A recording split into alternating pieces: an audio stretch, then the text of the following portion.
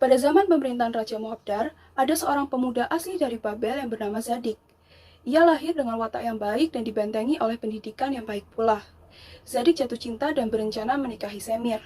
Namun ada Orkan, keponakan seorang menteri yang juga mencintai Semir. Orang-orang suruhan Orkan itu menangkap Semir dan melukainya. Zadik berhasil mengusir para penculik, tetapi matanya terluka akibat tembakan panah. Lantas orang-orang pergi ke Memphis untuk menjemput seorang tabib bernama Hermes. Dia menyatakan bahwa Zadik akan kehilangan matanya. 2 hari kemudian, Zadik pulih sepenuhnya. Tetapi Semir rupanya menyatakan keengganan dengan orang bermata satu sehingga dia memutuskan untuk menikah dengan Orkan. Mendengar hal ini, dia merasa terpuruk. Kemudian memutuskan untuk menikahi seorang warga biasa bernama Azora, dan mereka pun memiliki kehidupan pernikahan yang indah. Namun, ada seorang teman Zadik bernama Kadok yang ternyata menyukai Azora. Suatu hari, setelah Azora menghabiskan 2 hari di pedesaan, dia kembali ke rumah dan mendapat kabar bahwa Zadik telah meninggal dan dikuburkan. Padahal, ini adalah cara Zadik untuk menguji kesetiaan Azora. Seiring berjalannya waktu, dia menjadi lebih dekat dengan Kador. Suatu hari, Kador berpura-pura sakit dan berkata kepada Azora bahwa hanya hidung orang mati yang dapat menyembuhkannya. Mendengar hal itu, Azora pergi ke peti mati Zadik. Azora hampir memotong hidung Zadik dengan pisau cukur yang dibawanya. Namun, Zadik bangkit dan menghentikan pisau cukur itu. Merasa muak dengan Azora, Zadik pergi ke sebuah pedesaan di tepi sungai Efrat. Ketika sedang berjalan, dia melihat Kasim Ratu bersama beberapa petugas yang sedang mencari anjing ratu. Mereka bertanya, apakah dia melihat anjing itu atau tidak. Zadik mengatakan bahwa dia tidak pernah melihatnya, tapi dia mampu untuk memberikan rincian spesifik tentang anjing itu. Pada saat yang sama, seorang pemburu dan Kasim bertanya kembali kepada Zadik mengenai kuda raja yang hilang. Zadik menjawab dengan cara yang sama seperti sebelumnya. Mereka meragukan Zadik sehingga menangkap dan menghukumnya di pengasingan Siberia. Namun, sebelum dia bisa dikirim ke sana, anjing dan kuda itu ditemukan.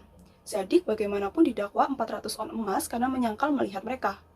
Setelah itu Zadik mengajukan kasusnya ke pengadilan dan bersaksi bahwa dia hanya menggunakan logikanya untuk mengetahui karakteristik dari anjing dan kuda itu. Semua orang mengagumi kecerdasan Zadik dan dia dibebaskan dari membayar denda. Zadik penasaran terhadap salah satu aturan pada Zoroastrianisme yang melarang untuk memakan Griffon, yaitu seorang makhluk mitologi. Dia kemudian bertemu dengan seseorang yang cerdas dan menerima penjelasan tentang Griffon. Sejak saat itu, Zadik yang berteman dengan orang-orang pintar menjadi populer di Babel. Ketenaran ini tentu membuat iri tetangganya yang bernama Arimazes. Singkat cerita, Arimazes berkunjung ke taman milik Zadik dan menemukan sebuah karya yang nampak seperti satir. Lalu dia melaporkannya kepada raja. Zadik hampir dieksekusi karena satir ini. Namun, saat hampir dieksekusi, burung kakak tua milik sang raja menemukan potongan dari bait yang ditulis oleh Zadik dan ternyata satir tersebut bukanlah satir. Dia pun tidak jadi dihukum mati. Setiap 5 tahun sekali diadakan sebuah pesta di mana raja akan mendengar pencapaian-pencapaian yang telah diraih oleh rakyat.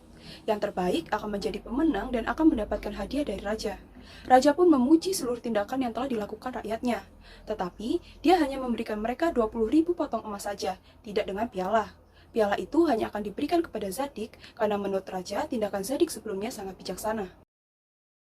Zadik dipercaya oleh raja untuk menjadi seorang hakim yang adil dan bijaksana. Dia menyelesaikan berbagai kasus seperti kasus di mana 2 saudara laki-laki berdebat tentang warisan ayah mereka yang sudah meninggal.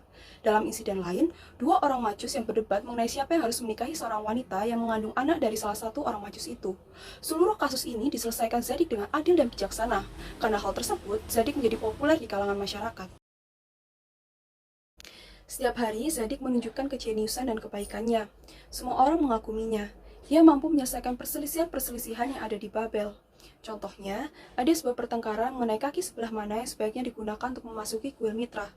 Lalu Zadik juga mengakhiri persidangan besar antara orang majus putih dan hitam mengenai arah untuk berbalik saat berdoa.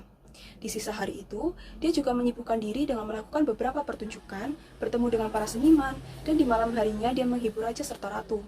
Suatu hari, istri Longvio mengatakan kepada Zadik bahwa dia membenci perilaku suaminya. Tiba-tiba dia menggoda Zadik, namun Zadik tidak terpengaruh oleh godaan itu. Sejarah rahasia Babel mengklaim bahwa dia pernah tergoda sekali. Tetapi dia tidak pernah benar-benar tulus saat bercinta karena dia justru membayangkan dan menyebut nama Ratu Astarte saat sedang bersenggama dengan wanita lain.